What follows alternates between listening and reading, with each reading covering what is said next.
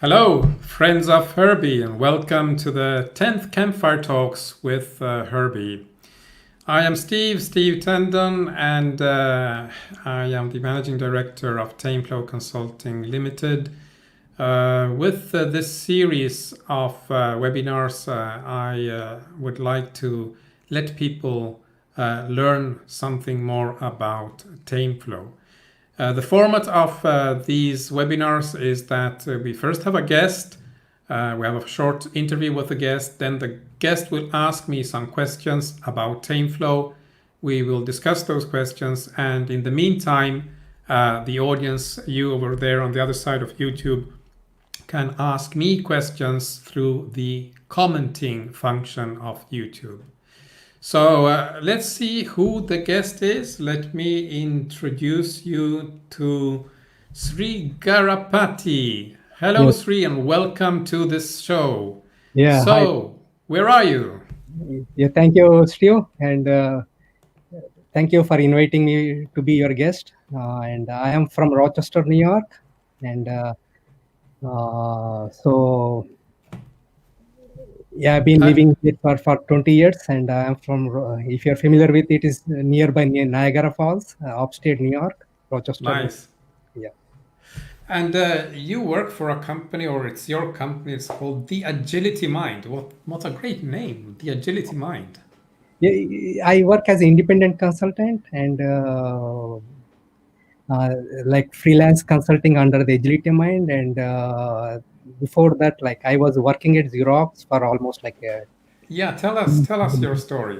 Yeah, Tell us sure. your story. So to give me background, I got almost like 18 plus, maybe almost 20 plus years, and I was with Xerox before until 2008, and I involved in a lot of product developments for Xerox, and later I was seeing some gaps in how the programs and organizations are working, and so I thought, and in addition to that, I had a lot of deep curiosity of how a team would work, how we can build an organization, the challenges involved, not just a technical or domain knowledge. So I left Xerox in 2008, and from then my journey started. And from a very large organization, I entered into a small domain in the healthcare industry, and there I got an opportunity to understand the whole picture of entire business. So I involved in developing entire business units from ground up. So that helped me to understand, and in that process my curiosity has driven me to understand challenges with organizations, how people can work together. So Were you already using Agile, or was that later? no, I think it came in the middle. So my journey started to understand how organization forms. In that process, I went through different management models. Even I went through theory of constraints and different thought process, and the agile also came into the picture. And agile actually helped me to bridge the gaps in the challenges. So theory of constraints is not something new for you. You Yeah, have been exposed to it before. it's not new. Yeah, I didn't get a chance to totally implement, but I went through almost all kind of different thought process management models, and wherever I go I try to use and synthesize that kind of thought process depending upon the context I'll put together. So agile helped me to fill the gaps, and especially converting from a project based teams to a product based teams. And that when you have the team, there are so many challenges how team can work together. So in that process I went through different thought process, right from fifth discipline through different theory of constraints, even many of the thought process from Toyota, and even the Ford and all other companies. So I went through that, and now I'm in a position to synthesize all my thought process, and hopefully I can bring something going forward. So the agility mind, I might bring something by end of this year or early next year, entire synthesis of my knowledge and thought process. So you're writing something. Yeah, writing and working together and building something, and both all I'm working on that. Yeah. Well, looking forward to see what you come up to. I'm hoping to share some of the thought process in the next 40 minutes or so. But yeah, thank you very much for inviting me, and thank you for Daniel also, and happy to be your guest. And Yes, yeah, mhm. Daniel is on. We have him commenting here already. Hi from Montreal. Yes, Yeah, hi hi. Daniel. I'm sure you will we'll hear your comments as we go through here. Yeah, yeah. So obviously you are making a living in this sector. It's not new. But what about TameFlow? Is that part of your like tool sets in the professional setting? Yeah, I think in going forward, I would definitely would be adding the TameFlow as another thought process and model, I would say, to fit into my skill sets. And one thing I would say, the TameFlow, the way it attracted, I would compare. I'm not sure whether you have thought through that, but I would compare the TameFlow with the fifth discipline, if you're familiar with that, of Peter Senge. And we need to have 5 disciplines for an organization or a team to be very, very successful. One Nice. is, I like that you make the connection with Senge, because that's also one of the like inspirers of the TameFlow thinking. So yes, they are like parallels. yeah, yeah. So there is no like one model, one thought process. I would like to see that everything will fit together. And the good thing that we can think is, the challenge that we need to take is how we can synthesize basing on the context. So when it comes to tame flow and how we can comparing to 5 disciplines, say one is we need to have a systems thinking, and other is like the personal mastery is also important. That means everyone must be master in their craft, whatever that is. And it could be any kind of we have different kind of analogies like T shape, E shape, but the mastery we need to have. And other is how team can learn together. And other is the mental models, the thinking process that we're trying to bring that in this next 30 minutes. The thinking process, the mental model, the thought process that we need to know, what kind of thinking tools that we need to use. So from a theory of constraints perspective, we have all the kind of thinking tools. And the way I see is that whatever process we do, whatever process we think of, everything, it could be an intuition or a process. So it comes from a mental model, and we cannot overwrite any kind of processes. We need to take that and how we can synthesize. I think the TameFlow is bringing that concepts explicitly, and we need to think through that part. And other thing, it really showed a lot of interest is the shared vision, shared understanding. So you connected the shared understanding to core protocols. Jim McCarthy's, I really love that kind of protocols, the thought process of Jim Yes. McCarthy's, the core protocols, and that really helps to team to become hyper performing team. So it's a kind of challenge to put in our organizations, but the thought process is very, very important. So you brought all Good. those things together, and since I have already started my journey long back, and I was able to connect all those thought process. And going forward, I'm hoping that we enjoy the journey in this team flow, and we can bring Yeah. something new in this the Good world of that you mentioned the core protocols, because I also think they are really good. They are not so well known, so maybe we'll do an episode specifically about them. Let's check who's coming on here. We had Daniel. We had Mikael Kusters.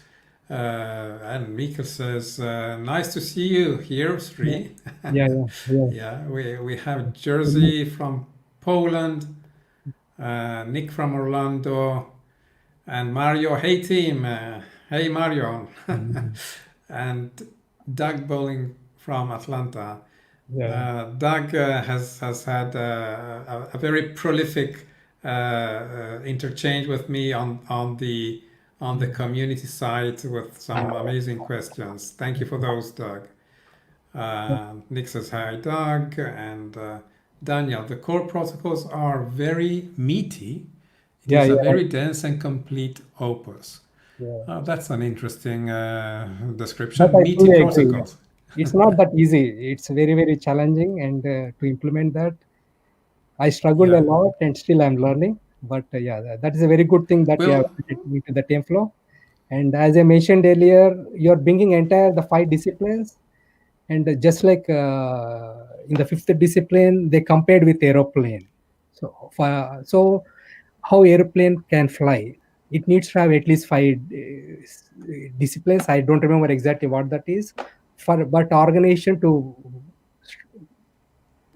to take flight, survive, to they fly. needs to have 5 disciplines and all needs to work together. Yeah. So that is important part. I think at team level or organization level, I think I'm hoping that TameFlow will bring that kind of thought process. And so that also, yeah, showed the curiosity in me to understand more about TameFlow. And I contacted Daniel. That's how my journey started here. Mhm. Yeah, Daniel has been doing a lot of work to promote TameFlow, and I'm Mhm. really happy he's been taking that on his shoulders. We also have Nick, good questions on the community. Yes, and then we have Rudiger, hi from the UK. Hi, Rudiger. Okay. Mhm. So, Sri, you were talking about T-shaped people, but I know you are one who wants to be in good shape. Tell us, a typical day in your life. Yeah, yeah, sure. Yeah, thank you for asking me. Yeah, and so I would say I'm kind of health nut, and I spend almost every day 2 hours for my health, basically.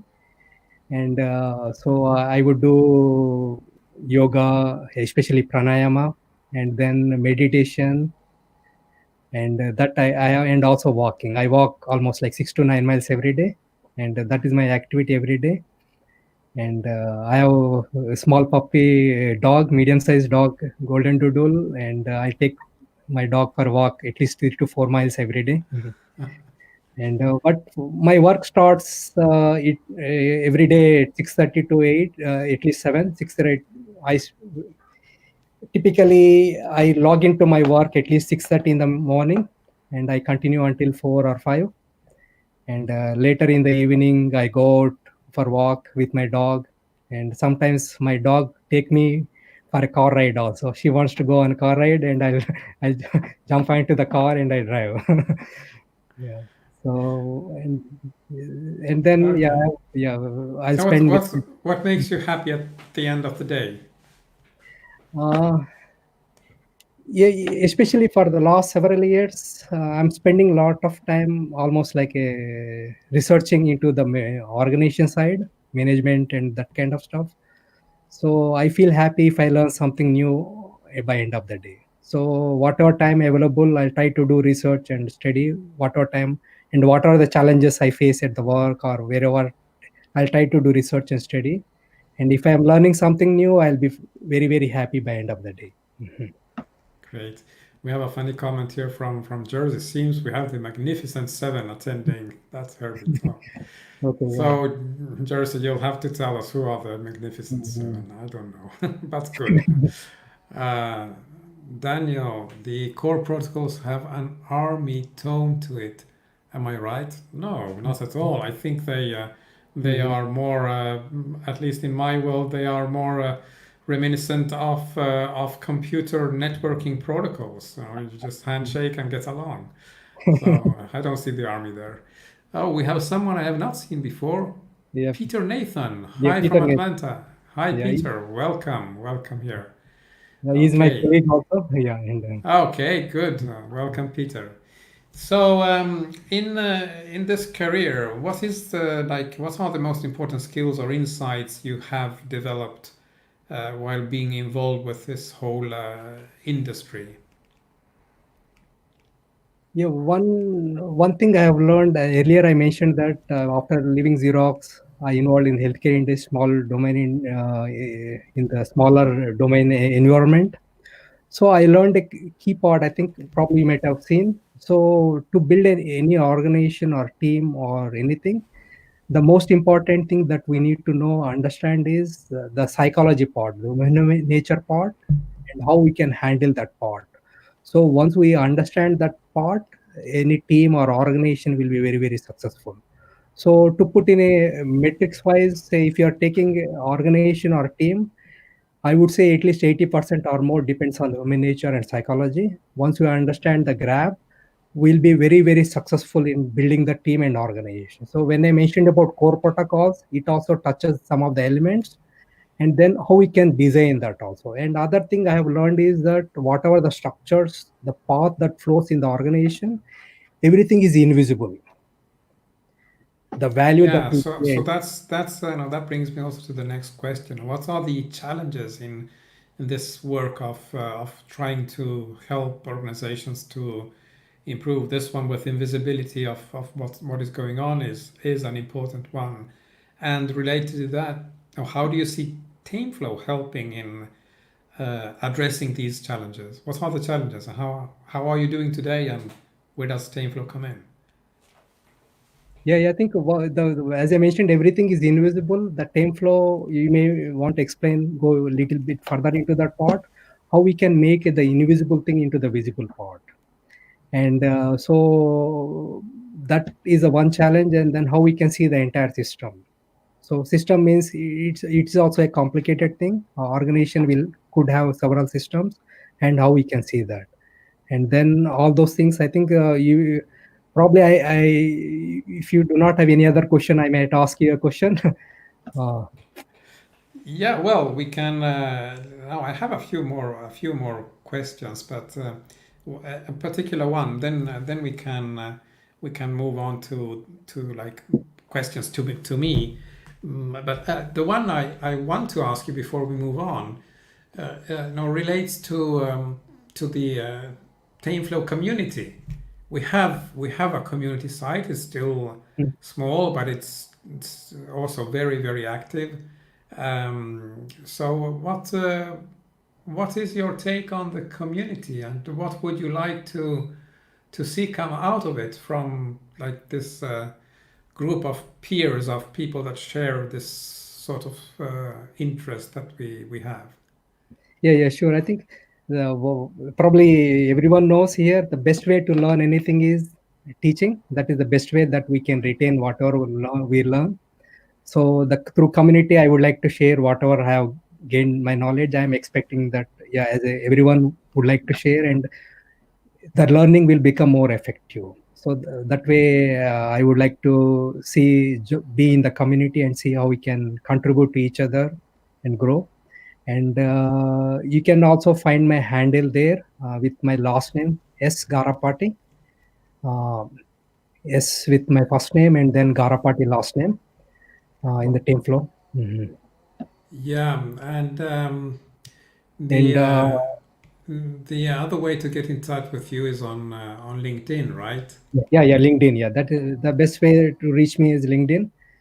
And then yeah, TameFlow community is also one other way that you can reach me.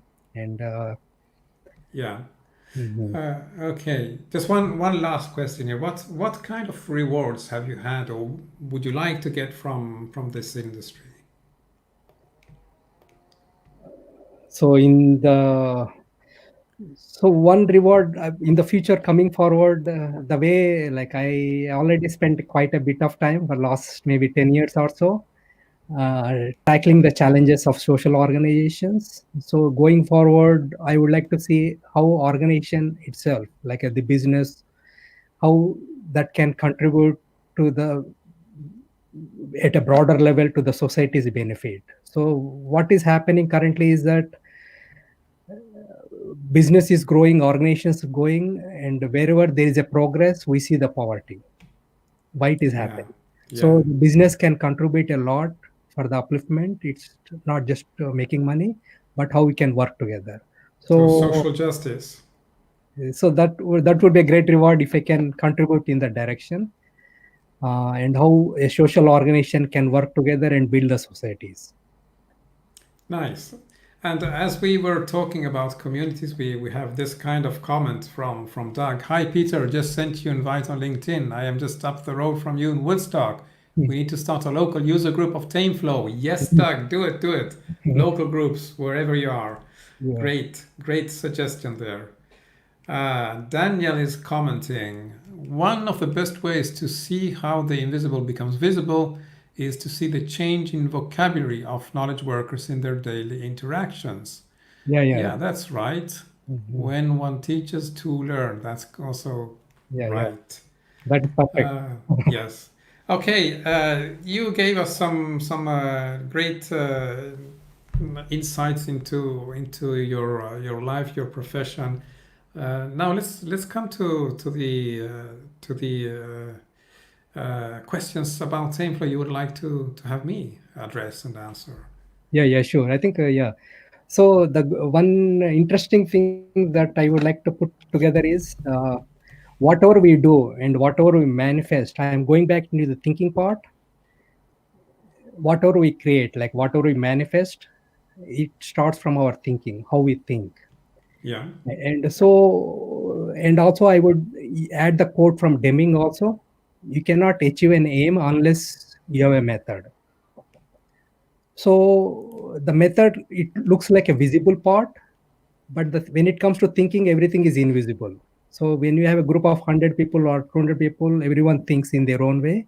So how TameFlow can help to put together all the thought process, the thinking invisible thing, and how we can do it together. So if you can elaborate on the thinking process, thinking tools from a theory of constraints and the mental models, how we can connect together.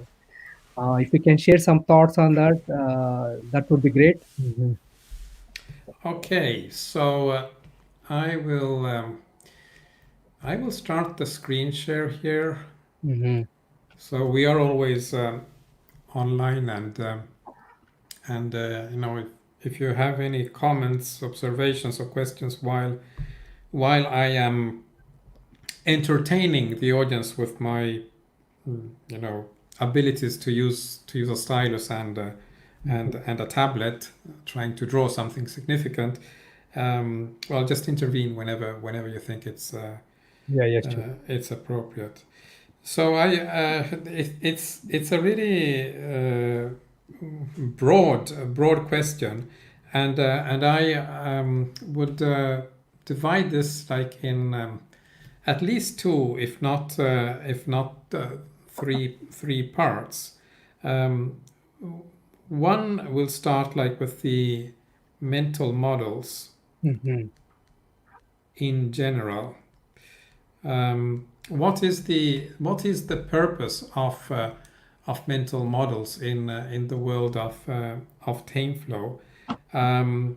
It's I see it like this. We have some people who are like responsible um, for bringing the company forward. So they have responsibility, Mm-hmm.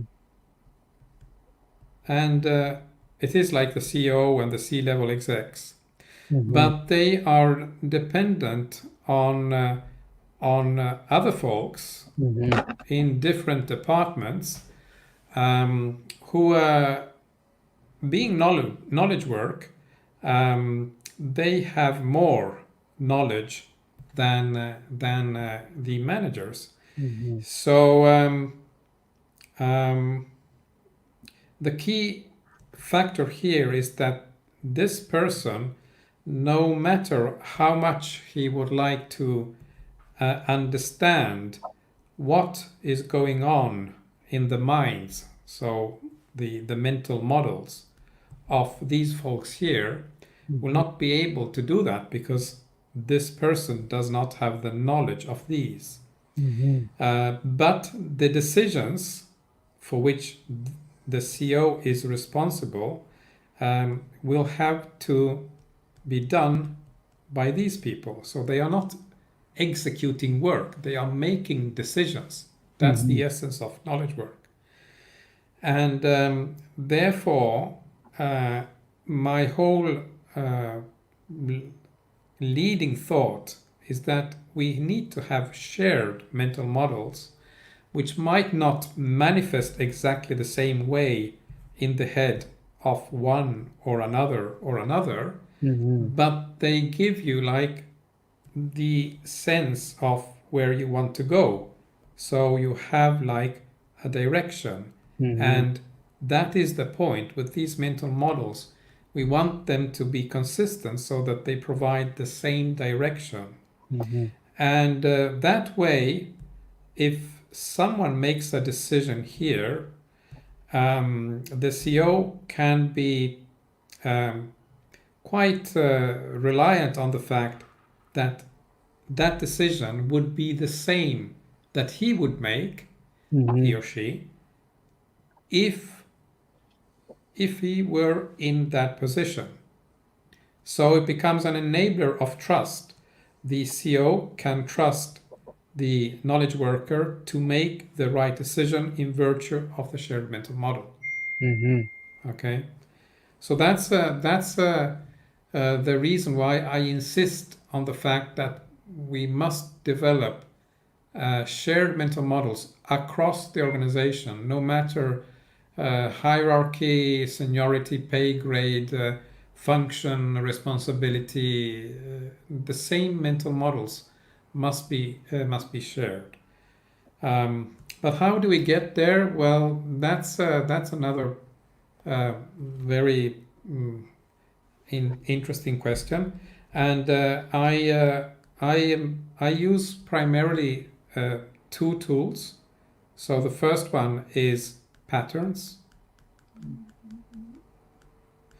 and patterns is like the building blocks I use myself. So primarily, it's something for Steve's mind, my mind, to build up like the understanding.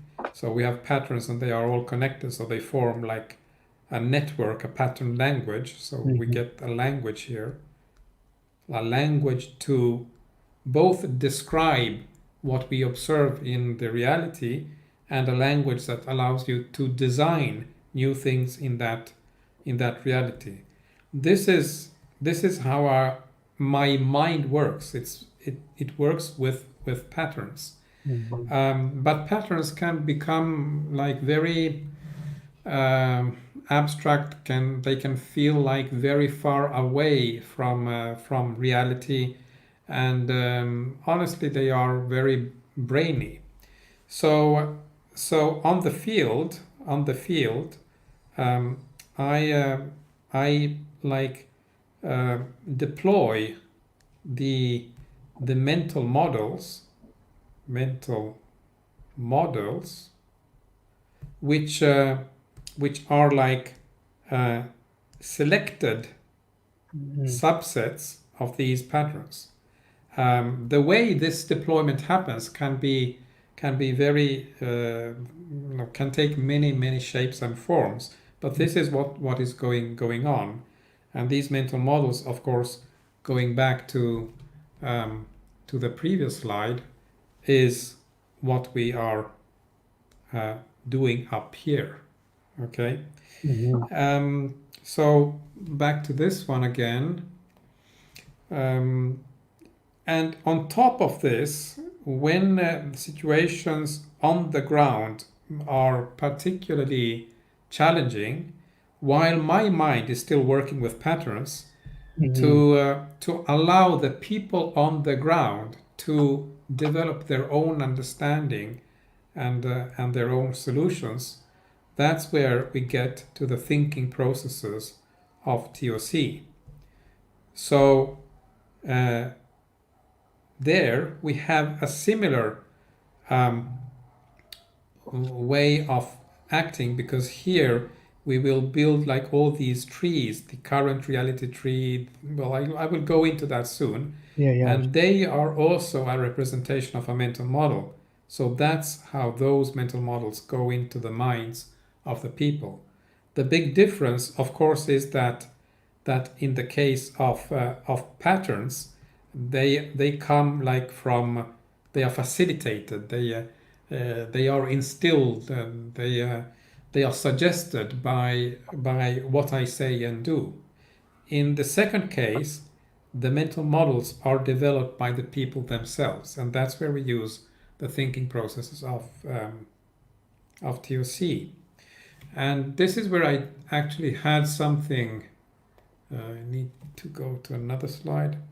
I had prepared something because I'm quite confident that not many people know what these thinking processes are.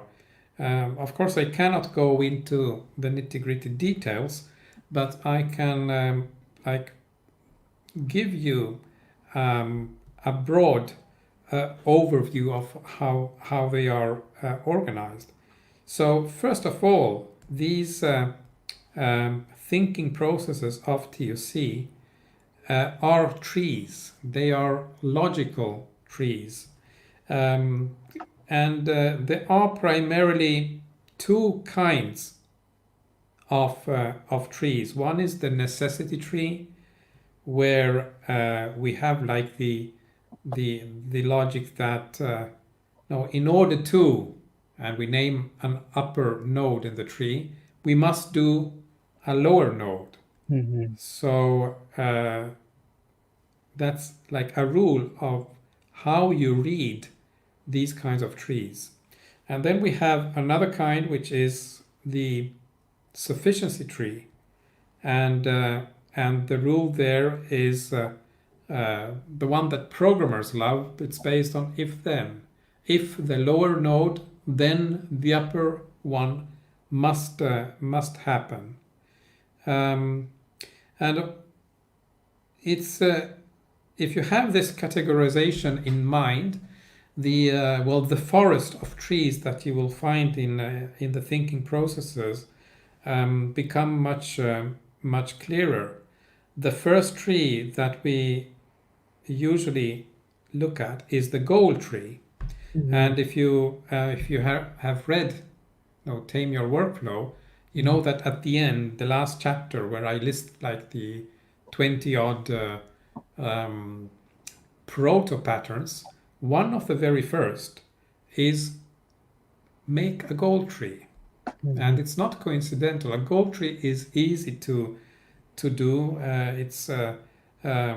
It starts off with defining what the goal is, and you would typically identify like critical success factors. So you can read this because it's a necessity tree. In order to achieve the goal, I must achieve the critical success factors. And then you might identify further necessary conditions. In order to achieve the critical success factors, I must achieve the necessary conditions.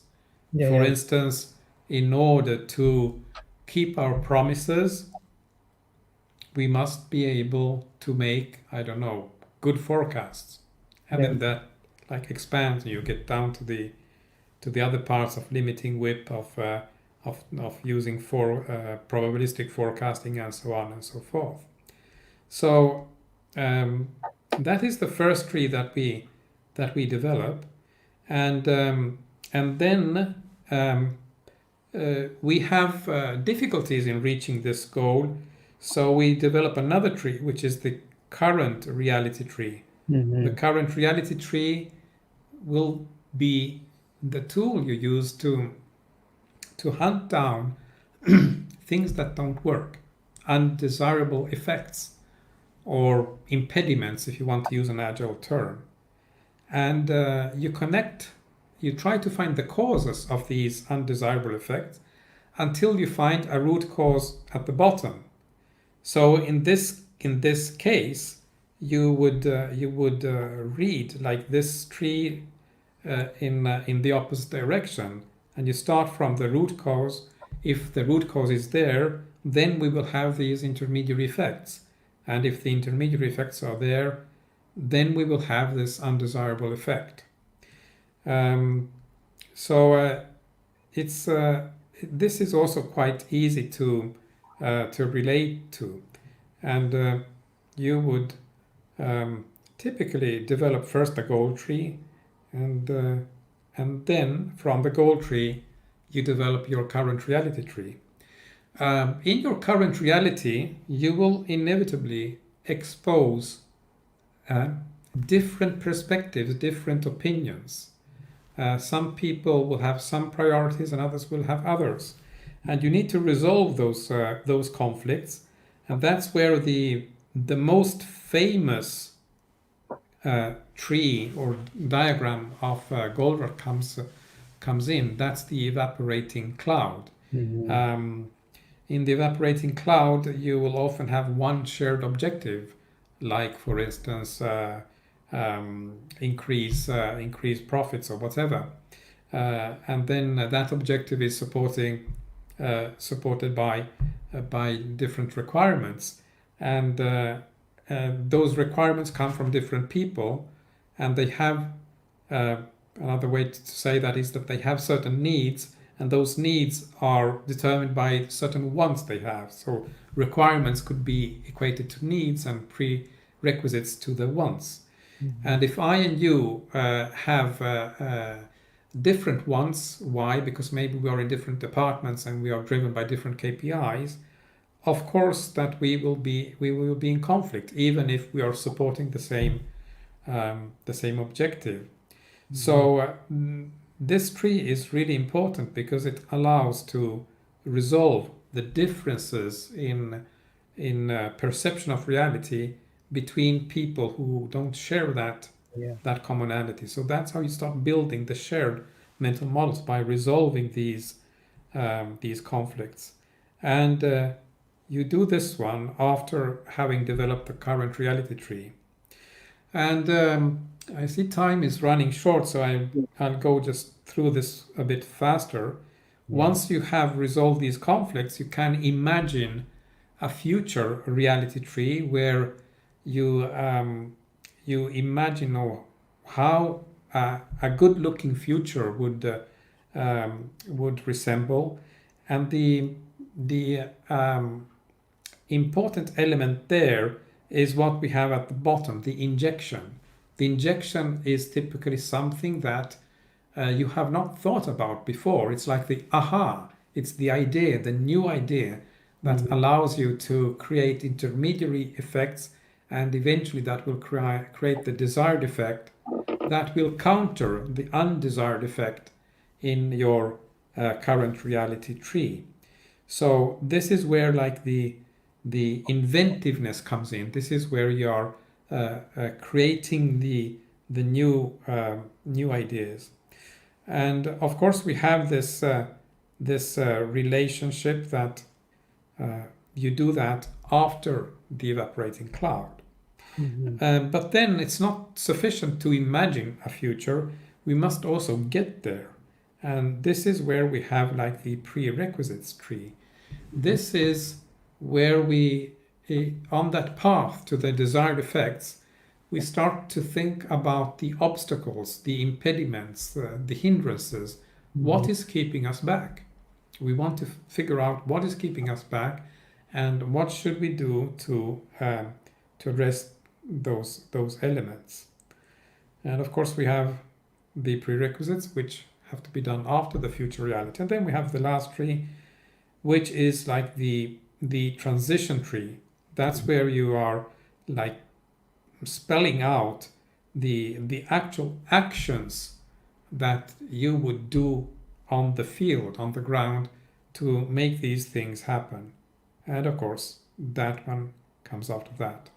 So you see, it is an alternating of necessity trees like the goal tree and sufficiency trees like the current reality, and then a necessity, evaporating cloud, and then a sufficiency, future reality, and then a necessity, the prerequisite, and a sufficiency, the transition tree. We can also, if you're familiar with Goldratt, he always asked, what three questions, the three fundamental questions of Goldratt's change management. It's simply what should we change? What is not working? What should we change? And the current reality tree is what answers that question. You try to figure out what's not working and what needs to be changed. That is important part. The current understanding the current state is the most important part. Yeah, because if you identify the wrong thing, you might change, and as we know, the effort is vain. The second part, the second question is what should we change to? So the future reality tree. If we can figure out what does not work, what would we like to have in place? What would we like to replace? Yeah, that's true. And in most cases, what I see, no one would look into the current reality and also the future. So that happens typically in most of the organizations. So the understanding the current state is the most important part. And then what I see is that what we need to change. I think that is a part, most important two things. Yeah. Go ahead, Steve. And then we have the third one, which is once you know where you want to get that, how do we get there? How do we cause that change? So So even in this, like apparently um, forest of all sorts of trees, there is a clear purpose in what these trees do. Mhm. But even before, as you said, no, the understanding the current reality is the most important. But I would say the most important of all is actually the goal tree. Yeah, yeah, that's If you true. don't have in mind like Mhm. your destination or your direction, Mhm. or if you want to bring it one level further up, what is your purpose, which is above the goal, then it's like a cascading effect. If you don't have a goal, or if you have the wrong goal, Mhm. you will certainly not get there, even if you do all these wonderful trees. So okay, that's I think that's my exercise for today, and Yeah. uh, let's catch up with. Or do you want to comment something more now? Yes, Steve, can I ask you a couple of questions? Yes, sure. Yeah, sure. So, thank you for showing this entire pattern of the thinking, right from the goal to the current reality and future reality. And what just I want to add one thing. You mentioned about patterns and mental models. And what I see is that any system, if you want to understand system, we need to see the patterns. So once we see the patterns, we'll have a better grasp of the system. So when you look at the data, sometimes we miss the patterns, so we need to go back. So coming back to the way organization is structured, how you would like to link organization, say for example, in most of the agile organizations or in a traditional organizations, we have uh, from a higher level executive branch, from you can call it strategy, then portfolio, and then program and teams. So how we can link the thinking process, the thinking tools you have identified, like patterns and mental models, in the chain of like a portfolio, program and teams. Because what we see is that in most of the cases, uh, portfolio think about futures or something like that, or something that we need to develop from delivering something perspective, but not necessarily everyone try to incorporate how we need to think, the patterns, the mental models. I don't see anywhere. So what advice you would like to give to anyone in the audience, and maybe to everyone, say how you can connect the patterns and mental models, the thinking tools, into the flow of that organization. Well, I would advise anyone who has to address this kind of question to start looking into who is buying your products and services, Mhm. and apply first this kind of thinking on their reality. Try to Mhm. understand what is the constraint of your clients, Mhm. and how would you resolve that constraint. Now, if you can make that jump to apply this thinking that you just learned about your own organization to Mhm. your client, then you have a very powerful tool, because then you might uh, come up with a product service offering that is addressing something very critical for the client. They might not know it themselves, but you have something extremely valuable as a guidance. You know where to go. So it's not a goal for you, but it gives you a direction towards in Mhm. support of the client. Now, then you just work backwards. From there, you go back. So now, if we want to reach that point, Mhm. um, what do we have to have in place before that? And all the way until you get, so to say, out of your organization from the other end, where you have these suppliers. So Mhm. you would be working with the value stream there. So Mhm. you just focus on what do we need, what do we need, what do we need, and once you have defined that value stream, Mhm. you compare it to, that is like your future reality tree. Yeah, You yeah. compare it to what do we have today, and you might say, oh, we're not far away, we need a little change. Or we might say, hey, we have an enormous uh, unnecessary infrastructure on top Mhm. that needs to be like, I don't want to say pruned, but at least reconceived. And that's when you can start this reconception, which eventually, if you start applying the pattern thinking, will become an act of organizational design. So you start to see what are the departments, the units that are really necessary, and how can you bring them together with a shared mental model. Of course, in larger organizations, you need to address the question: how do we manage with portfolios and initiatives and so on? And that's a bit like the core of Tame Your Workflow, where the reference environment is this uh, the pest environment, Yeah, yeah. where you have multiple projects or products, where you have events or deadlines, where you have Mm-hmm. multiple stakeholders, and of course a multitude of teams. And what matters most in this case, again, is not to lose. Don't take the eye off the ball, which is the flow of value. How do you create the flow of value? Mm-hmm. And as long as you are putting that in front of everything else will fall in place in support of that, like mission. It is like it's like when in the story of Herbie, everyone stands behind Herbie. It's the Mm-hmm. subordination for the achievement of the goal. So I do not like come up with fancy structures and predefined methods. I just focus on what do you want to achieve, and build from there. If you figure out that what you want to achieve is bringing you to uh, a situation which is very far from where you are today, well, then of course you have a lot of groundwork to do. Yeah, yeah. So good. I think to recap, like one is looking into the flow, the value, whatever that we are creating, and the other part is the how the patterns and the mental model. That also needs to flow right from the CEO to the team. So how we can put together.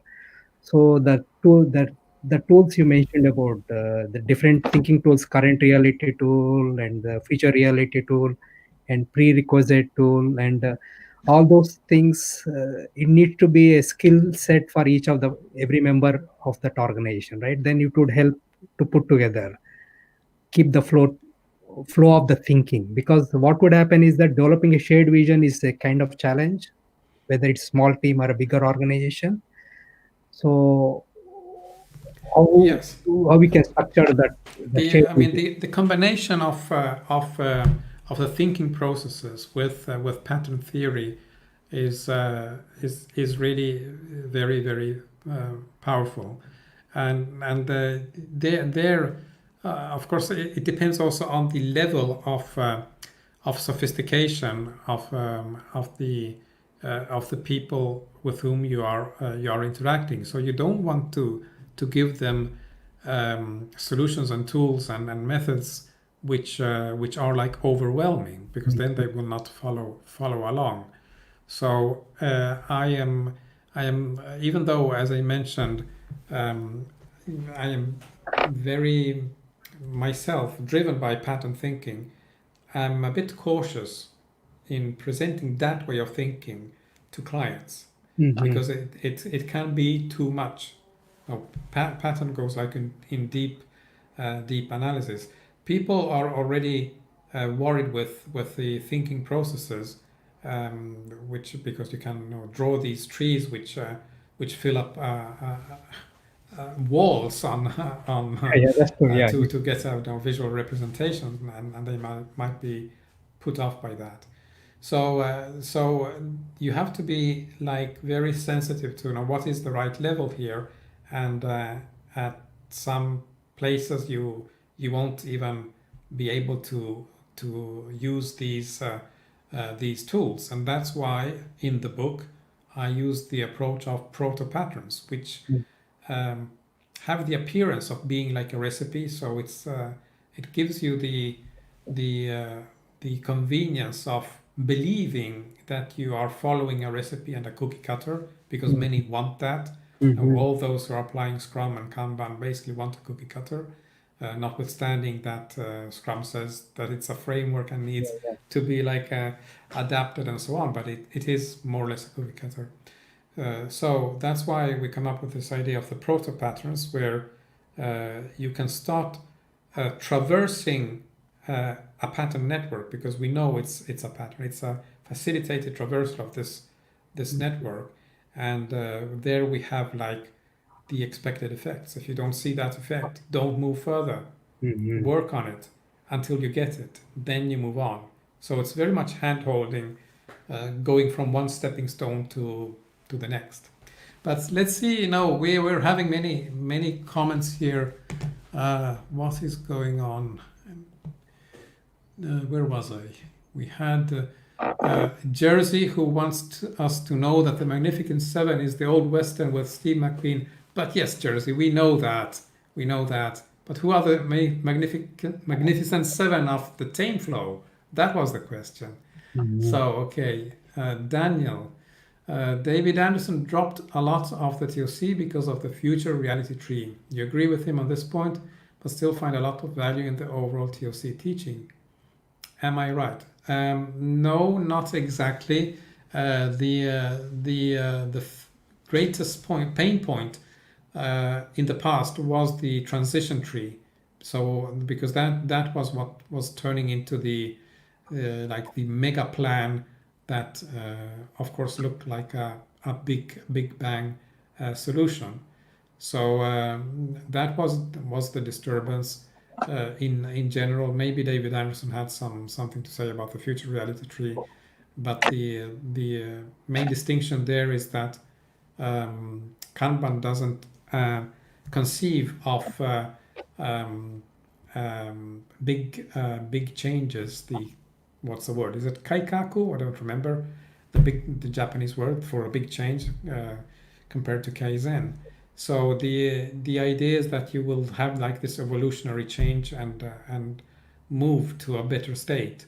But I claim the way that Kanban facilitates evolutionary change is a random walk in the dark, because there is no direction, there is no goal.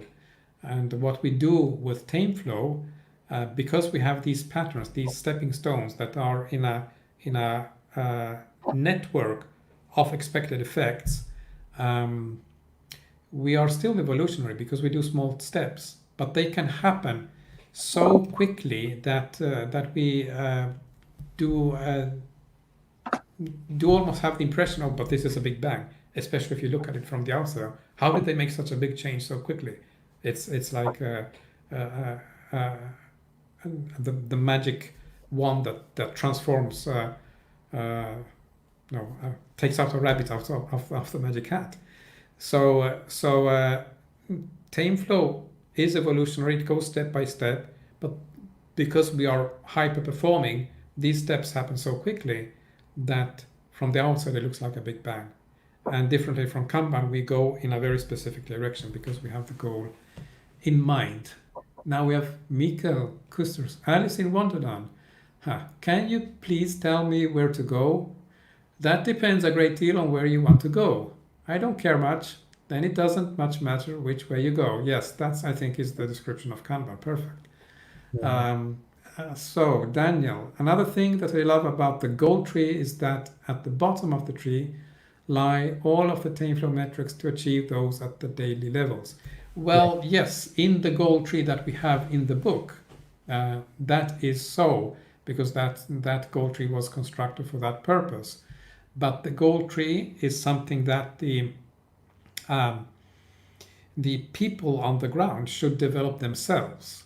And often, when you help them by asking the right questions, they will arrive at a similar tree. This was the point I made before, that with proto patterns, you have in mind an evolutionary path, so you guide them along that path. So most likely, they will come to the conclusions that yes, we need to have flow efficiency. Yes, we need to know the throughput, and so on and so forth. But that is not the only way that a goal tree could be shaped. It could be completely different and maybe arrive at different metrics. Why? Because it depends on the goal. But yes, for the one we have in the book, that is so. Very good. Thank you, Daniel, for identifying the goal tree. I think we can develop the goal tree at any level. So team level or program level or whoever may be that. Everyone can have their goal, right? Then we can align that goal. Do you think that would work? Well, No, because I have in mind another tree. I don't Yeah. know if you saw my interview with John Coleman with about the OKRs and the strategy and tactics trees. Um, Strategy and tactics trees are like another set of trees in the theory of constraints, and they align very much to the notion of OKRs, objectives and key results. So you have like that recursive Mhm. structure where the goal of different people go together and they produce their objective becomes Mhm. like a result for the top for the layer on top and so on. It's like recursive. The goal tree is really one top level thing. It's a company thing. So the goal has to be one. Then that goal might be broken down in critical success factors and necessary conditions. And this structure, if you want to go more into the detailed implementation, either you go through the trees we've seen with current reality and future reality and so on, or another alternative approach Mhm. is to use strategy and tactics trees, but that is another Okay. topic altogether. So there are many trees, yes, to consider. Um, did we see this one?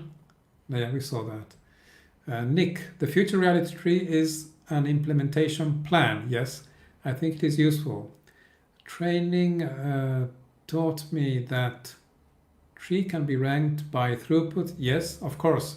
When the whole exercise must be grounded in the core metric of success, which is throughput accounting, financial throughput. So yes, if you are considering alternative futures, so future reality tree 1, future reality tree 2, and so on, which future should you pick? Of course, the one that creates the greatest throughput.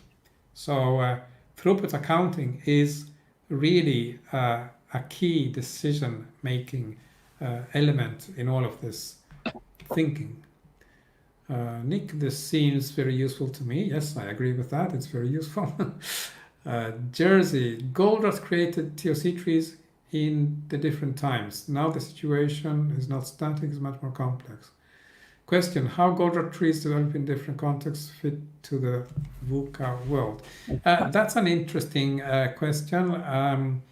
I still contend that Goldratt will still be very comfortable in today's world. If you want to see how this can be brought to be really compatible with Kinefin and the complexity frameworks, check out the works of Steve Holt.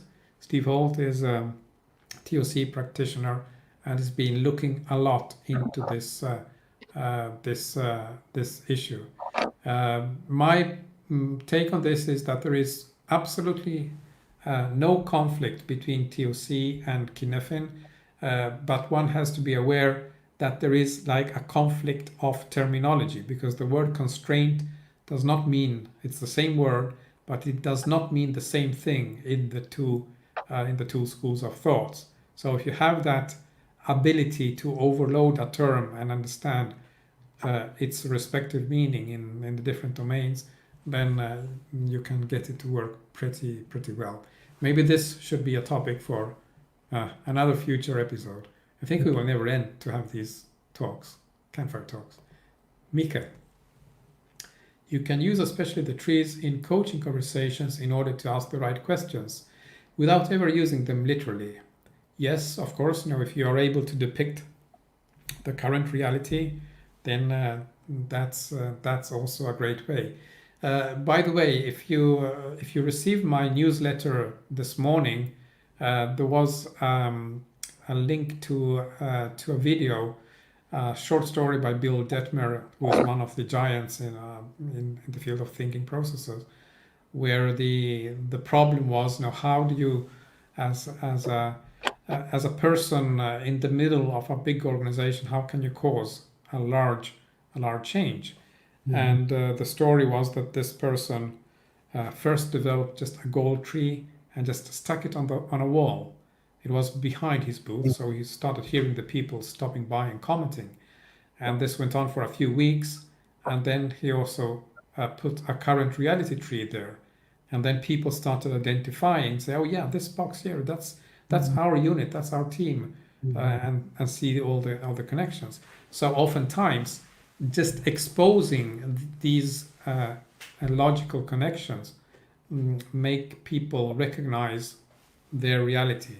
And of course, what Mikael is suggesting is that you can expose that through conversations guided by these trees. So yes, that's an excellent way of doing it. Jersey, the 7 friends of Herbie attending all the talks. But we are more than 7, Jersey. Come on. Okay. Yeah. Yes. And Nick, I'm like Yulbrun. So okay, we have 3 who might disagree with you. So you will have to write an evaporating cloud to decide who is the real Yulbrunner of TameFlow. But okay, we have actually come to the end of our timeline. But Sri, any other comments or other things you'd like to add here? Yeah, first, I would like to thank you very much, and for our audience, everyone, for giving this opportunity also, and looking forward to for more conversations. And probably I'll have one final question, if we can spend. I think we already passed 2 minutes, but Sure. so why limiting work in process, though important, not enough to improve the throughput? If we can add a few thoughts, and we can have a closing session. Mhm. Wow, that would require like 5 campfire talks to answer in full. So So, yeah, final question. Um, so so here we would go into a long chain of cause effects if you want to reason in terms of trees. mhm, Um, so from how can we like synthesize a good answer? Limiting work in process is clearly important if you want to support flow. Why? Because if you have your CFD with the 2 lines that are, mhm, where is the camera, that are diverging, you know that you want to make those 2 lines parallel, and the way you do that is by limiting work in process. mhm, And usually this comes about with Scrum, with the time boxes and the velocity, with Kanban and the column whip limits, and that's good because then if you do that, your work will flow faster, your performance will improve. You will have conversations between people who are trying to make this happen. So you could say, why doesn't TameFlow do just that? Well, because it's not sufficient for our purpose. Um, I don't like the time boxing. I don't like the column width limits at all. So instead, we introduce the drum buffer rope. Drum buffer rope will allow you to have those lines even tighter because it's the system that minimizes the work in process. But why? So why is this so important for TameFlow? It's more important in TameFlow than for all other methodologies. So that's why we insist so much on getting to this point of the parallel lines. mhm. Because then, when the system is stable, as Dan Vacanti teaches, you can apply probabilistic forecasting. Of course, you can do probabilistic forecasting even if the 2 lines are diverging, but then the trustworthiness of those forecasts are a bit shaky. So you really need to get to a point where you get good probabilistic forecasting. Why is that important? Because if the probabilistic forecasting is stable, is reliable, then you can have very good data on the flow time end to end, but also even more important, the flow time in the segments, in the columns. So there, as you know, we look at the column that has the average longest flow time, and that is our Herbie in the work process. So you see the connection. Limiting work in process is really important because it's one of the elements that allows us to perform step 1, identify Herbie in the work process. Step 1 that Kanban is not able to do, and that Scrum doesn't even have a clue of what Yeah, it is. yeah, I agree with So you. thank you for that question, because limiting work in process is absolutely fundamental for the whole of TameFlow, for the operational flow part of TameFlow, to actually work. But this really would require another five episodes to dig into. This must be a first question, not last question. But yeah. And by the way, I should add that exactly this topic is one that I will expand in my presentation to the TOC-ICO conference, the Theory of Constraints conference, which is on what is it, a couple of weeks from now. So I really advise that you get onto it. And if you received my letter this morning, you know that I also have a huge discount, a coupon code for you to join that conference for I don't remember the price, but you're saving like $300 on signing up there. If you want to have that possibility, now get in touch with me. Send me a direct message on LinkedIn or on Twitter. Daniel is reminding me that the conference is on June 22nd, and this offer expires on June 15th. So there's still one more week if you want to take advantage of that conversation at TOC conference. Thank you. Yes, I think it will be really, really worthwhile to go to that conference. It's a virtual one because you will learn so much more about theory of constraints. And in TameFlow, if there is one school of thought that we support 100%, it is theory of constraints. Then, of course, with the patterns, we pick and choose bits and elements from Kanban, Lean, Agile, you name it. But TOC has become like the backbone of TameFlow. And one last thing, we've been speaking a lot here about all these concepts, and we mentioned several times Tame Your Workflow, which is the book that I and Daniel Baron published in February. If you don't have it, get it. It's there on my website, tameflow.com. Get Your Workflow book with dashes in between. I should also mention that Tom Cagley of the Software Process and Measurement Cast is running a reread Saturday exactly on Tame Your Workflow. And he just started this last Saturday. So if you want to read the book and have the guidance of Tom Cagley, that's also something you might want to do. And I think that's the end. So thank you to the audience for being here, and a big thank you for Sri for asking such deep and challenging questions.